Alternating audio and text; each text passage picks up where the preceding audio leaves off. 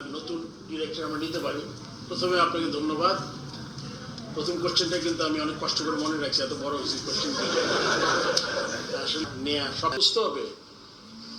Team সিলেকশনের এমন একটা কাজ, এই টিম সিলেকশনে কিন্তু ক্রিকেট বোর্ড যেহেতু সবচেয়ে আমাদের পলিসি মেকার্স, এটা কিন্তু তাদের কিন্তু আপনারা সিলেকশনের সাথে মিলে ফেলবেন না।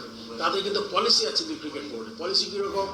মনে হয় একটা আন্ডার-19 টুর্নামেন্ট চলে যাচ্ছে খেলতে, আপনি চান যে আন্ডার-19 টুর্নামেন্টটা আপনার আমাদের গুরুত্বপূর্ণ ন্যাশনাল টিম থেকে যদি কোনো ভালো প্লেয়ার আমরা বললাম না একে আমরা ডিস্টার্ব করবো না, এই আন্ডার-19 খেলবে, এবার ন্যাশনাল চিন্তা করা যাবে না, ইনস্ট্রাকশনটা সিলেকশন কমিটি দিয়ে দেওয়া হবে। আপনি বুঝতে পেরেছেন? It's a policy matter. It's not that certificate টিমে রেখো না, তামিলকে টিমে নাও, বা শান্ত থাকবে কি থাকবে না, এরকম না। পলিসি লিগে বোর্ডের একটা পলিসি, যেমন ইনজুড প্লেয়ার যেতে পারবে না।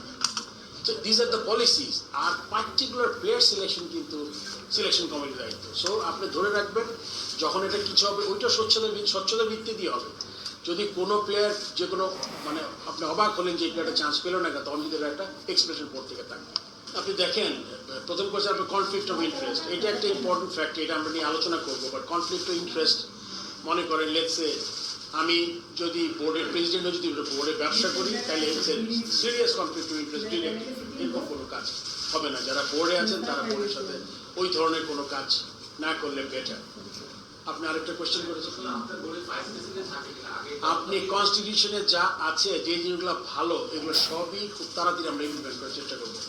ভাইস প্রেসিডেন্ট দরকার, ভাইস প্রেসিডেন্ট থাকবে, আরও যা যা আছে ওইটা আমরা চেষ্টা করব। আমি পড়েছি, আমি আরেকটু পড়ে তারপর আমি চেষ্টা করবো যে আপাতত যে কনস্টিটিউশনটা আছে এটা যা যা আছে এটা ওইটা অনুযায়ী যাওয়ার চেষ্টা করবো। আপনি জানেন তো আমাদের তো ডিরেক্টর লেভেল আছেন যারা অনারারি কাজ করেন, এদের একটা গ্রুপ, আর এটা কিন্তু কর্পোরেট স্ট্রাকচারও আছে। আমার ম্যানেজার আছে, আমার সিইও আছে, তারপরে অ্যাকাউন্টেন্ট আছে। সো এটা কিন্তু আমার একটা বিরাট দায়িত্ব হবে যে সিস্টেমটা ঠিক মতো কাজ করছে কিনা এটা ইনশিওর করা দরকার। আমি যদি টপ জায়গা থেকে যদি ওই কাজটা করতে পারি, অ্যাটলিস্ট চেষ্টা করে শুরু করতে পারি, তাহলে আমার মনে হয় আপনার যে আশঙ্কাটা, আপনি যারা আছেন তারা কিন্তু অনেক সময় সিস্টেমের জন্য কিছুটা এদিক সেদিক চলে যায়, যখন আপনার কোনো অ্যাকাউন্টেবিলিটি থাকে না, তখন কিন্তু আপনি চেষ্টা করেন যে অনেক কিছু করার। সো ওইটা আমরা চেষ্টা করব। আর আমি বাংলাদেশে কোথায় দেখে যেতে চাই, আমি তো দেখে যেতে চাই বাংলাদেশ ফাইনাল খেলুক যে কোনো আইসিসি টুর্নামেন্টে, বাট সময় কতটুকু পাবো এটা খুব ইম্পর্টেন্ট ফ্যাক্টর।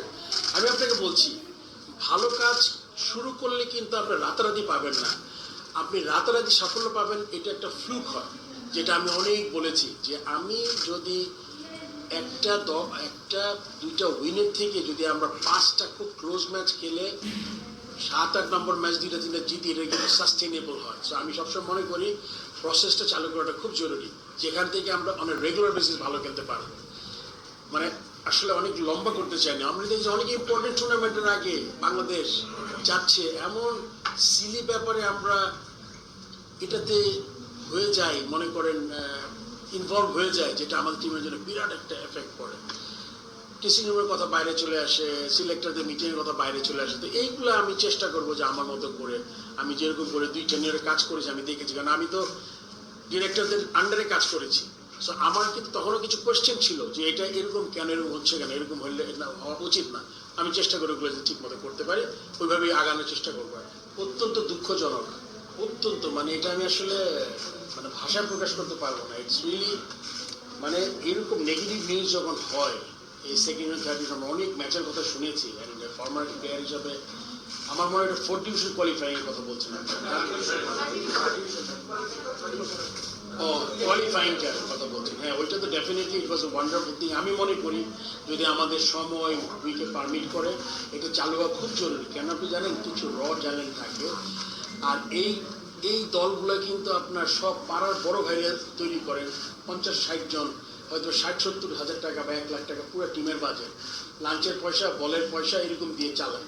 সেখান থেকেই কিন্তু বরং এটা বোর্ড বন্ধ করেছে, কারণ আমি জানি না আগে কি হয়েছে। আমি মনে করি এখান থেকে কিন্তু অন্যের পয়সা দিয়ে বোর্ড কিন্তু কিছু ট্যালেন্ট ছেলে পেয়ে যায় যারা কিন্তু অটোমেটিক সিস্টেমে ঢুকে যায়, সেকেন্ড ইয়ার থার্ড ইয়ার ঢুকে যায়। সেটা আমি চেষ্টা করবো। একা তো আমি আশা করবো এই ভালো জিনিসগুলো যাতে আমি করতে পারি। আমার মনে হচ্ছে ভেরি গুড ইফেক্টিভ। আর রিগার্ডিং দ্যাট গাই, এটা তো পার্টিলে একজনের নাম আপনি উল্লেখ করেছেন, যাতে এই ধরনের কোনো ঘটনা না ঘটে, যাতে এদের এরকম দূরে সরে যেতে না হয়। এইগুলো আসলে অনেক আপনারা সবাই জানেন, এটাতে আমরা চেষ্টা করবো যে এগুলো যাতে আমরা কমাতে পারি আর কি।